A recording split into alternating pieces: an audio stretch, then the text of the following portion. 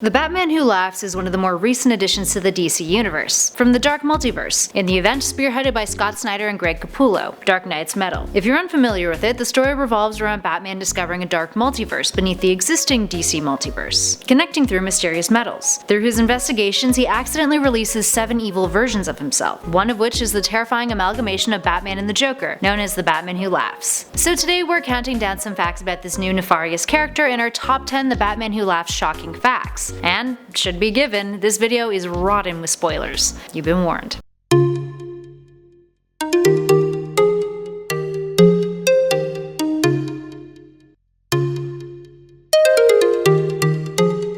And at number 10 is his origin. While the Batman Who Laughs has been appearing in all of the other one-shots of the other 6 Batman alternates to recruit them, his origin story was revealed in the last of the tie-in one-shots, and it's as dark as you can imagine. While we'll be getting into more details as we go through our list, long story short, the Batman on this Earth is infected by Joker's toxins, causing him to transform into something truly sinister and Joker-inspired. In case you're wondering, he's from Earth -22 of the Dark Multiverse. And oh boy, I would never want to go to this Dark Multiverse. And at number 9 is Joker's influence. We all know that the Joker is an immensely sinister villain, but the Joker of this Batman's Earth is seemingly even more intense than the ones we've seen previously. He's creating pure chaos. He's murdered many of the characters we know and love, like Catwoman, and villains like the Penguin and Killer Croc, and almost every single cop in town. He's blown up all of the hospitals in Gotham, and he even recreates Bruce's parents' death in front of his eyes, of course with another kid's parents. On top of that, he tortured and murdered Jim Gordon in a pretty brutal way, by disintegrating his eyes and jaw while Gordon screamed out for Barbara with his last words. So it's easy to see how a Joker of this level could have had much more of a serious impact on Bruce of this Earth. And at number 8 is Joker's death. All of that pushes Bruce just too far. As Joker says in the comic to Batman,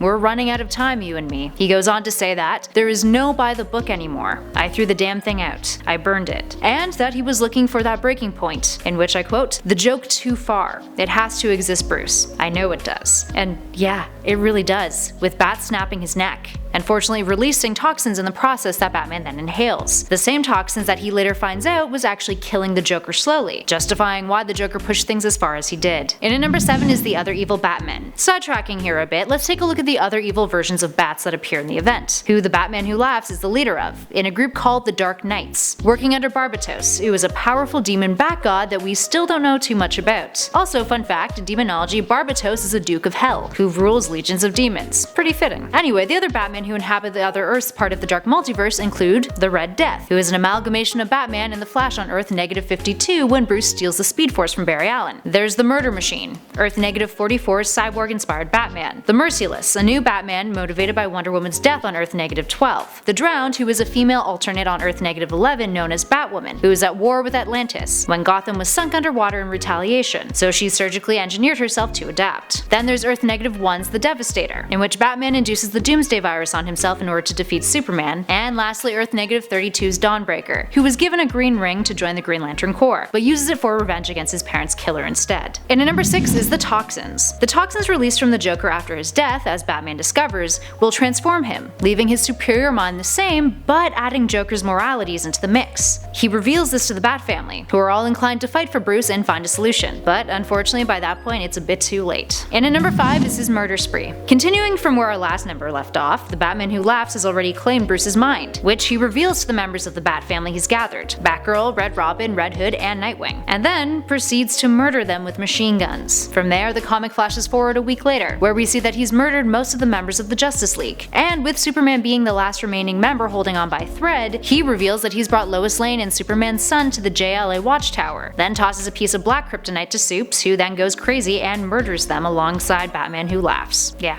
pretty dark. And at number 4 are his Robins. Where there is Batman, there is definitely a Robin. But the Robin, or rather Robins, of the Batman Who Laughs world are not the kinds of sidekicks you would ever want to encounter. They're essentially chained up slaves, maniacal, like a disturbing pack of rabid dogs. Some critics actually praise the character's treatment of these Robins as being a horrifically truthful take on the relationship between Batman and his boy Wonders. The fact that Batman has been collecting these underage apprentices, training them to be vigilantes, and depriving them of their childhoods by constantly putting them in danger.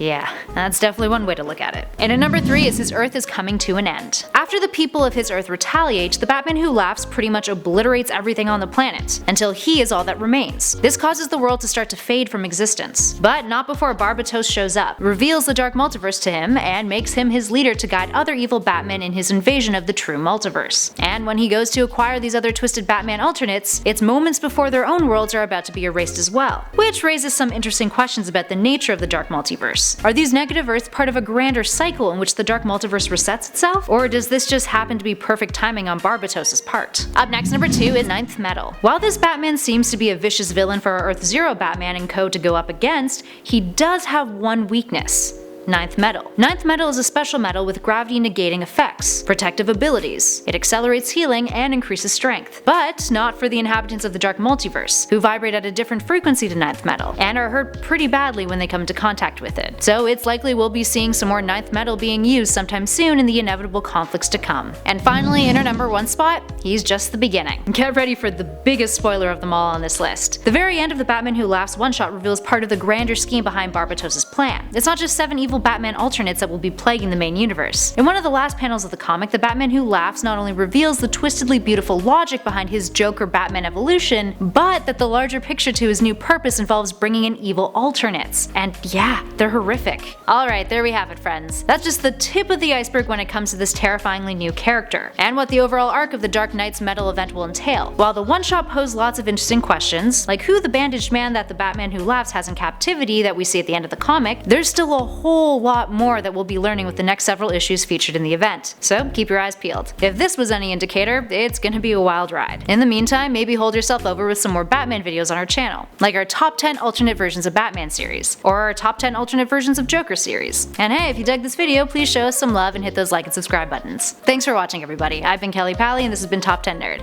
I'll catch you all in the next one.